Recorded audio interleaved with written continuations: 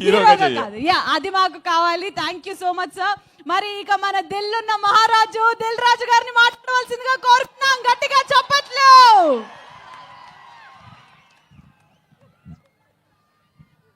Sir మామూలు viral అవ్వద్దు ఈ స్పీచ్, మామూలు వైరల్ అవ్వద్దు.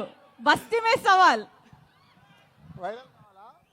శ్రీముఖి వైరల్ కావాలా సార్? Please sir. ఏం దావా చేసుకుందామా? చలికాలం చెట్లకు పోదామా? సార్ మా నిజామాబాద్ లో ఫేమస్ మటన్ చెట్లకి వెళ్ళి తెల్లగలు సార్.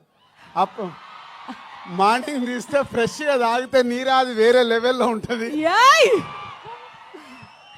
మా వాళ్ళకి సినిమా కంటే మన దగ్గర సినిమాలు ఇవన్నీ తక్కువ కాబట్టి మీ దగ్గరికి వెళ్ళి రియాక్షన్ అదే తక్కువ వస్తుందని మా డైరెక్టర్ చెప్పా.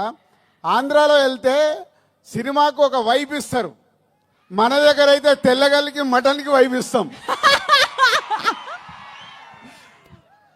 అందరికి నమస్కారం. నిజామాబాద్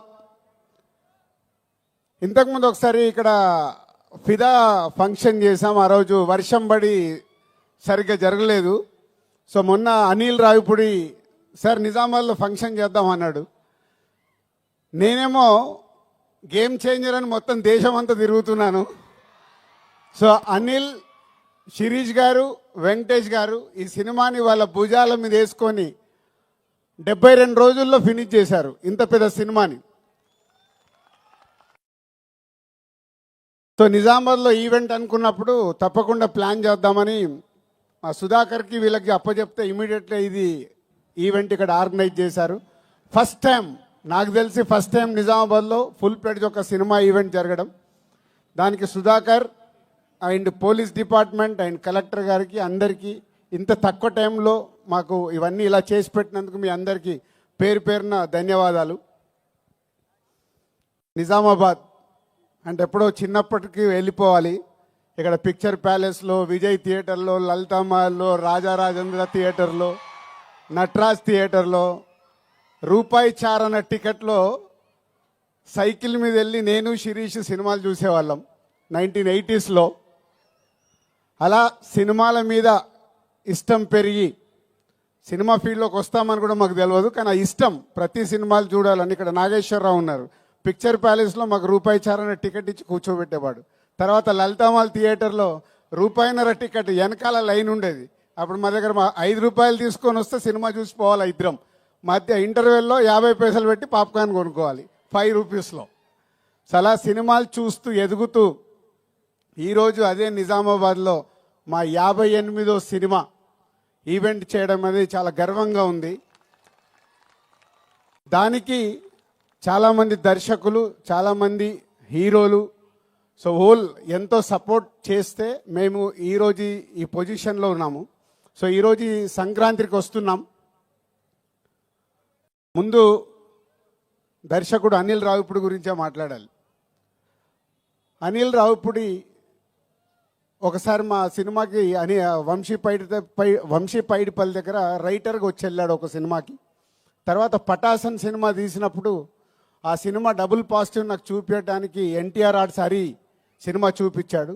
సినిమా నచ్చి ఆ సినిమా మొత్తం ఆంధ్రప్రదేశ్, తెలంగాణ రైట్స్ తీసుకున్నాం. అప్పుడు మా పరిచయం ఏర్పడింది. ఆ పరిచయం కాస్త ఇప్పుడు 8 సినిమాల్లో 6 సినిమాలు ఈ బ్యానర్లోనే చేసి ఈ బ్యానర్కి ఈరోజు ఒక పిల్లర్ డైరెక్టర్ లాగా నిలబడ్డాడు. అంటే ఒక ఎమోషనల్గా ఒక సినిమాకి మేము ఎలా ఆలోచిస్తామనేది ఆలోచిస్తూ అనిల్ మాతో ఒక జర్నీ పెడుతూ ఒక మామూలు కుటుంబంలో నుంచి వాళ్ళ ఫాదర్ ఇక్కడ ఉన్నారు, రండి సార్, వీళ్ళ నాన్న ఆర్టీసీ డ్రైవర్. అంటే ఇవన్నీ నా గురించి కానీ, ఇందాక శిరీష్ గురించి కానీ, అనిల్ గురించి కానీ ఎందుకు చెప్తున్నామంటే ఒక మామూలు స్థాయి నుంచి మేము ఈరోజు ఈ స్థాయికి వచ్చాం సినిమా వల్ల. వాళ్ళ ఫాదర్ ఆర్టీసీ డ్రైవర్. సినిమా పైన ఇంట్రెస్ట్తో అనిల్ హైదరాబాద్కి వచ్చిన తర్వాత రైటర్ కాస్త డైరెక్టర్ అయ్యి ఈరోజు ఒక తెలుగు ఫిలిం ఇండస్ట్రీలో ఒక టాప్ డైరెక్టర్గా, వన్ ఆఫ్ ద టాప్ డైరెక్టర్గా నిలబడ్డాడు. ప్రతి సినిమా దాన్ని ఎలా సక్సెస్ చెయ్యాలి దానికోసమే 24 గంటలు. అందరికీ ఒక హీరోకి కానీ హీరోయిన్స్ కానీ యాక్టర్స్ కానీ ఆయన్నే యాక్టింగ్ చేసి చూపిస్తాడు. ప్రతి సినిమాకి మ్యూజిక్ ఆల్ టెక్నీషియన్స్తో పని చేయించుకుంటాడు. Anil, thank you very much, thank you very much. So ఈ సంస్థకి ఈరోజుకు వన్ ఆఫ్ ద పిల్లర్ అయినందుకు thank you very much. And ఈ సినిమాలో ఒక బ్లాక్ బస్టర్ పొంగల్ అని రాపిచ్చావు. నువ్వు ఎందుకు రాయించావో నాకు తెలియదు. ఎస్, ఈ సంవత్సరము మా సంస్థకి blockbuster Pongal year. First time ఒక pan India cinema Game Changer ready అయింది జనవరి 10th రిలీజ్ అవ్వటానికి. ఇంకొక పక్కన మా కాంబినేషన్లో వస్తున్న ఈ సినిమా అండ్ విక్టరీ వెంకటేష్ గారు సీతమ్మ వాకిట్లో సిరిమల్ల చెట్టు, F2, F3 ఇలా మా బ్యానర్లో అన్ని సూపర్ హిట్ సినిమాలు చేసి మళ్ళీ కాంబినేషన్లో వస్తున్న సినిమా సంక్రాంతికి వస్తున్నాం ఒక పక్కన.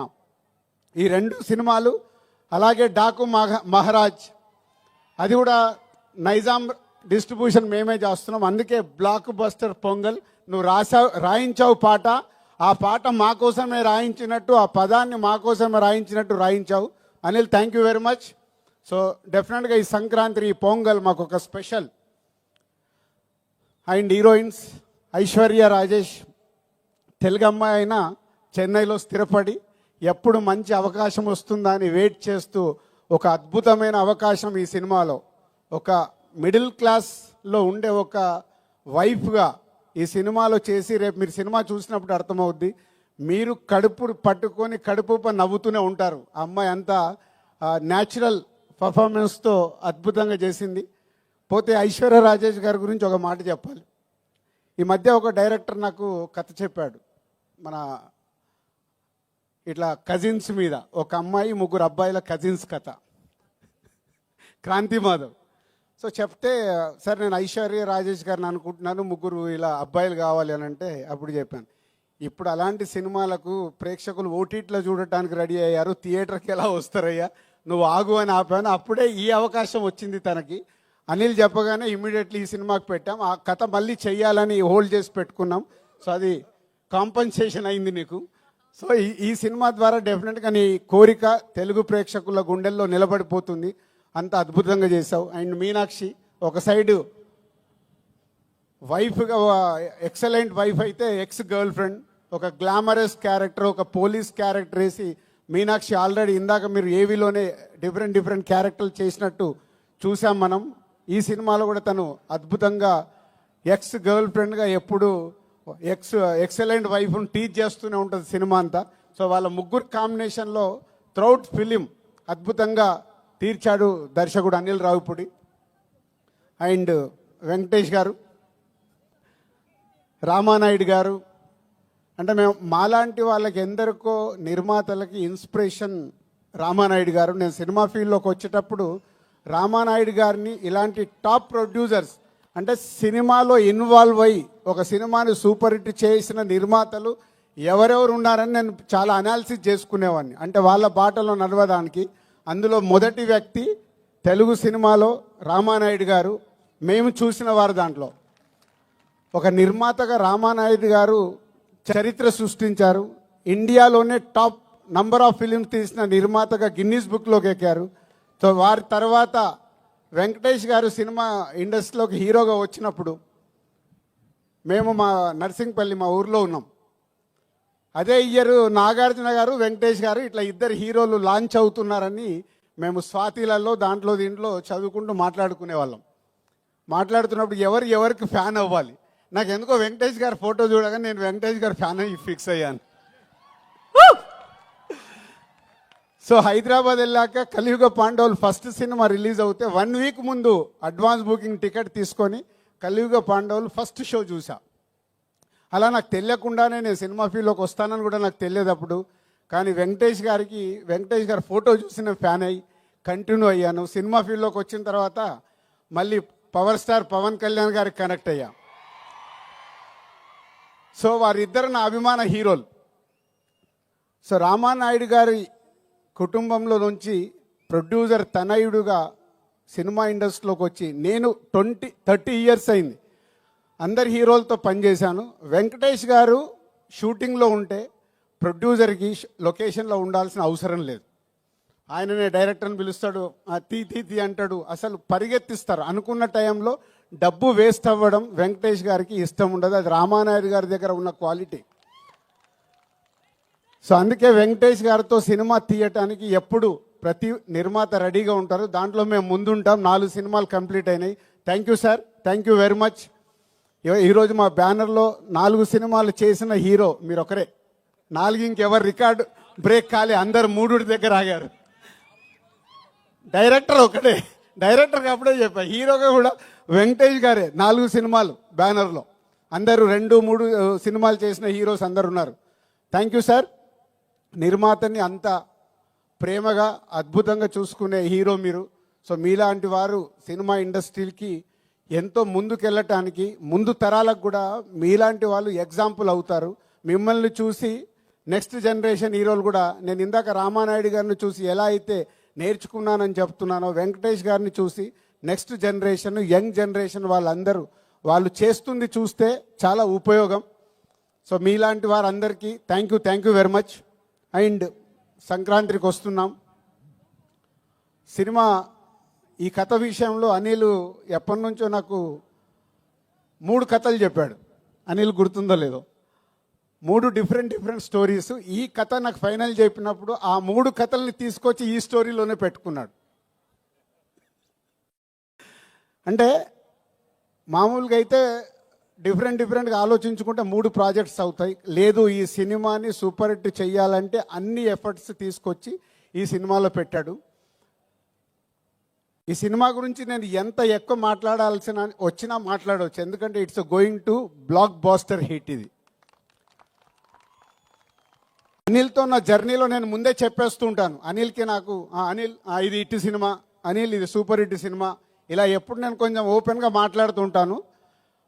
దాన్ని 90% అనిల్కు అర్థమవుద్ది. 10% అప్పుడప్పుడు ఏంటి రాజుగారు నాది కొంచెం తక్కువ చెప్తున్నానని కూడా అనుకుంటాడు. బట్ ఈ సినిమా విషయంలో కథ విన్న దగ్గర కానీ, మొన్న నేను ఫైనల్ నాకు సినిమా చూపించినప్పుడు కానీ, it's a going to block buster hit. ప్రేక్షకులకి కడుపుప్ప నవ్విస్తూ, ఇందాక మీరు ట్రైలర్లో చూశారు, excellent wife, ex girl friend. ప్రతి ఒక్కరికి ఎక్కడో ఒక దగ్గర లైఫ్లో 90% జనాలకి తగులుతుంది ఇది. సో త్రౌట్ ఎంటర్టైన్మెంట్ నింపుతూ నవ్విస్తూ బ్లాక్ బాస్టర్ పాటలు చేయించుకున్నాడు. వచ్చిన 3 పాటలు ఇంకో పాట రావాలి. బీమ్స్ అద్భుతమైన మ్యూజిక్ ఇచ్చాడు. అనిల్ కూర్చోబెట్టుకొని పాటలు రాయించుకున్నాడు. అన్నీ అంటే ఈ సినిమాకు కావాల్సిన 360 డిగ్రీస్ అన్ని పేర్చుకొని సంక్రాంతికి బ్లాస్ట్ చేస్తూ ఒక blockbuster hit తీసుకురాబోతున్నాడు.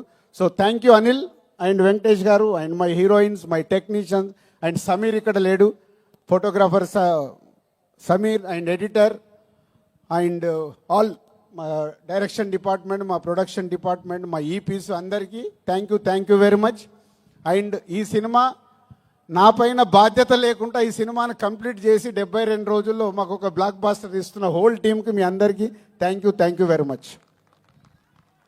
Thank you so much Dil Raju garu. ఇలాంటి ఈవెంట్స్ మీరు మరెన్నో, అంటే మళ్ళీ సక్సెస్ మీట్కి మీరు రావాల్సిందిగా కోరుకుంటున్నాం. సరే, ఈ మధ్య మా శిరీష్ అండ్ ఫ్రెండ్స్తో రెగ్యులర్గా, ఇందాక నేను చెప్పినా కదా, దావత్కి వస్తున్నారు, నేను మిస్ అవుతున్నది. ఈ 2 సినిమాలు సంక్రాంతికి రిలీజ్ అయ్యి సూపర్ హిట్ అయ్యాక చెట్లలోకి వచ్చి నేను దావత్ చేసుకొని పోతా. అది సార్.